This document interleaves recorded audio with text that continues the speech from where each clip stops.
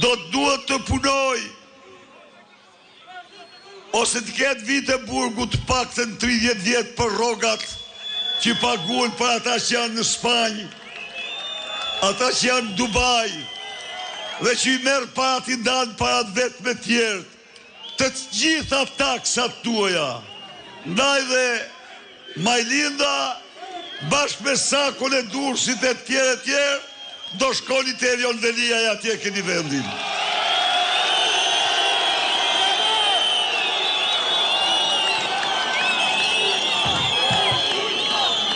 Miqtë e mi,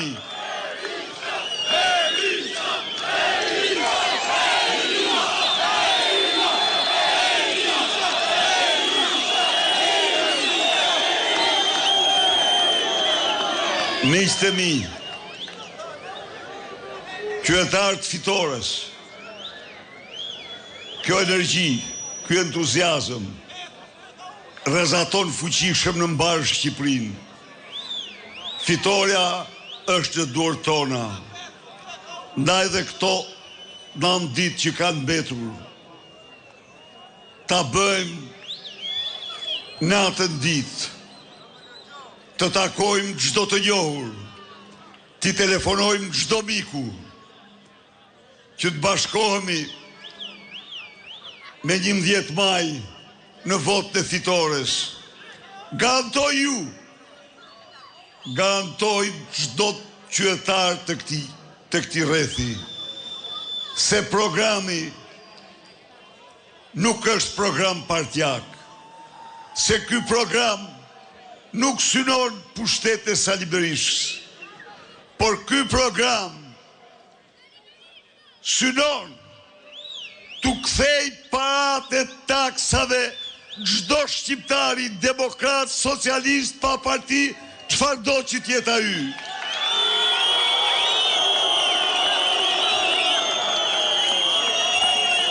Ky program ka qëllim të krijojë një mundësi të re për çdo qytetar të Kurbinit, pavarësisht nga bindjet e tij politike. Një mundësi të re për punësim, për pak më të mirë, për jetesë më të mirë dhe jetë më të sigurt. Ndaj dhe ne, në parimin t'u kthejmë parat qytetarëve. 100 ditë të para do vendosim pensionin minimal 100 euro, 200 euro, minimum jetik 200 euro, 560.000 pensionistë që marrin sot ndë 172 euro, do të marrin 200 euro. 200 euro do të marrin 10.000 qytetarë që janë në ndihmë ekonomike, do marrin qytetarët pa punë, do marrin fëmijët me një prind, do marrin studentët me bursë. Jo vetëm kaq. 500 euro do marrin rrogultit, dhe të gjithë rrogultit, të gjithë pensionistët, të gjithë qytetarët me minimum jetik, do marrin ushqimet, bukën, mishin, sheqerin dhe të gjitha gjërat bazë me një çmim 20% në tulë se të gjithë të tjerët. Karta e konsumatorit garanton ata rikthimin e TVSH-s 450 euro në vit.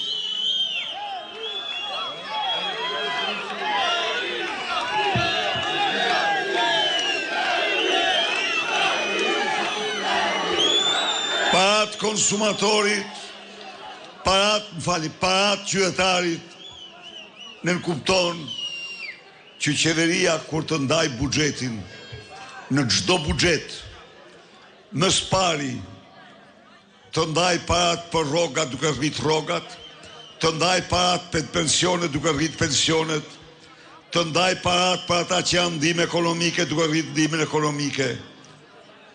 Nuk do ketë më pensionist, nuk do ketë më shqiptar që do të qaj me lot të ftohta mjerimi për kafshatën, për ilaçin, për qeran.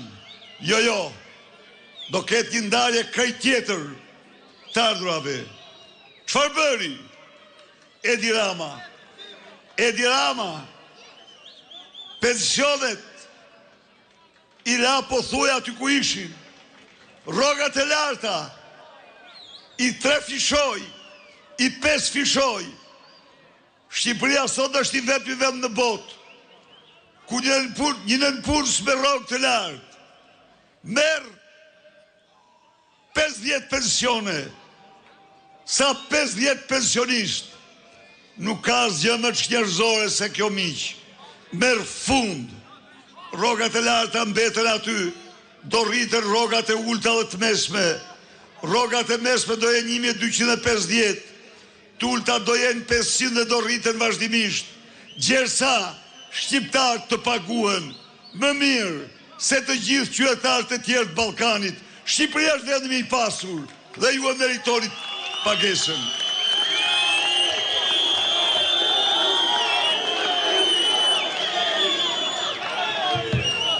Miq, Edi Rama po numëron ditët. Është futur në rreth të kuq. Është në rreth të kuq. Ju e ndigjuat. Rezolutën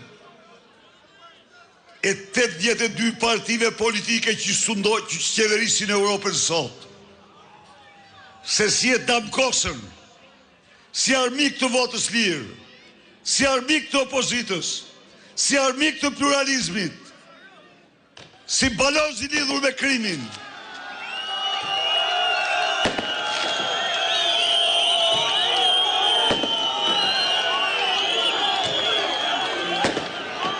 Në Valencia triumfoi kauza juaj.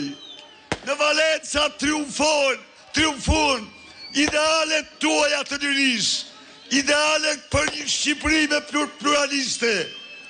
Dhe mori goditjen më fatale Edi Rama dhe bandat e tij.